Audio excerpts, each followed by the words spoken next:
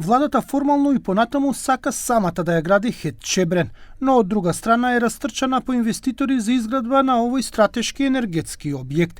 Иако се уште формално не е одреден моделот на финансирање, дали ќе биде државно, приватно или јавно-приватно партнерство, според министерката за енергетика и рударство Сања Божиновска, во моментов тешко може самостојно да се изгради Чебрен. Засега јапонска и француска фирма се заинтересирани за изградба на овој објект, кој досега имаше 13 неуспешни тендери за оваа намена. Мислам дека до во следниот месец-два ќе имаме повеќе информации, меѓутоа се работи, како што знаете, буџетот не е во најдобра состојба, меѓутоа ќе видиме, сепак се работи за над 1 милиарда евра инвестиции. За Божиновска, Чебрен не може да влезе во буџетот како капитална инвестиција, бидејќи имало многу желби за инвестирање на седниците на владата. Тоа е најкапитален проект во државата, меѓутоа има и од здравство, има и од транспорт, има многу други инвестиции. Треба да видиме и да се договориме кој е приоритет на ниво на државата. Значи, оваа желба не ви се исполнува? Значи, многу желби има, треба да видиме што е реално.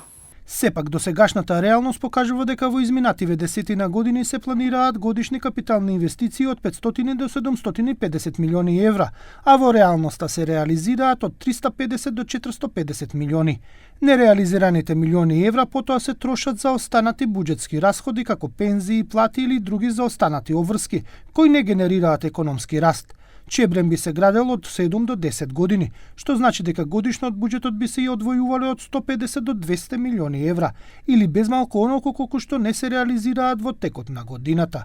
Божиновска вели дека состојбата во буџетот ја остава на страна идејата оваа хидроцентрала да се финансира со пари од договорот со британската влада вреден 6 милиарди евра.